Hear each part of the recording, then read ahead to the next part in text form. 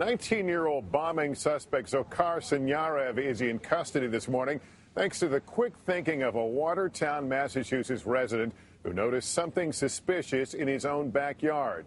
David Henneberry called police after seeing blood. Robert Duffy is his stepson and the family spokesperson. Robert, thanks for being here this morning. Good morning. Good morning, Listen. Your mom and stepdad live just down the road here. They've got a 20-foot boat wrapped up for the winter in shrink wrap. What did your stepdad notice yesterday? Well, after the in-home ban was lifted, they wanted to get out, get some fresh air. It was a beautiful day yesterday. They went out into the backyard. Mom probably took a position in the chair in the little bit of sun that was available, and David was walking around in the backyard.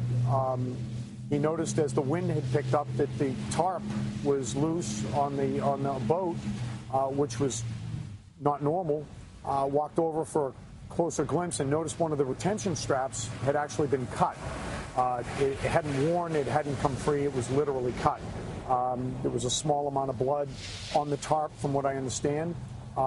He then took his step ladder that he used to usually inspect the boat. Didn't dawn on him that somebody might be in there. No, one and one hadn't made two at that point. He takes a look. What does he see? He looks inside, just under the tarp, sees a small pool of blood at that point.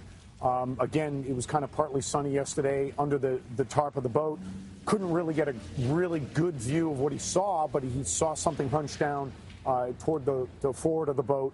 And his mind instantly did the right thing. He didn't try to be a hero. He didn't yell. He didn't went and called police. And did he know that in his mind that was the bomber? At that point, I still don't believe he knew what was really going down.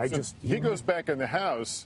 Police come. Now, he's in the house when police are surrounding this place. Police are walking up and down the street. The teams, the tactical teams, they were all doing a great job. They had been through the neighborhood all day long, multiple times.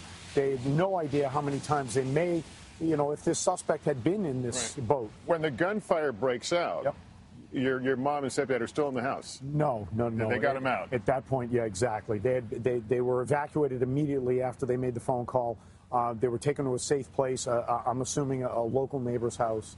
From that point, the residential phone was off the hook, whether it was disconnected or whatnot. Their cell phones were left behind. My sister and I were left in a moment. Are you watching TV at this point? I got a phone call from a friend who said, "Doesn't your mom live on Franklin Street?" I turned around to the television and literally, and there's the house. There's the satellite image of the house. And you're trying to get a hold of him like everybody else at that moment. Horrified. Did they hear the night before the chase? Did they hear all that action? Not at all. Like I had said, I was explaining to you prior to the interview. I called my mother and woke her up at 6:30 in the morning. We had some doctor appointments to attend to at the Mount Auburn Hospital that we knew weren't going to happen. I told her to turn the television on. She looked out the door and saw the SWAT teams, kind of coming up and down the street at that point.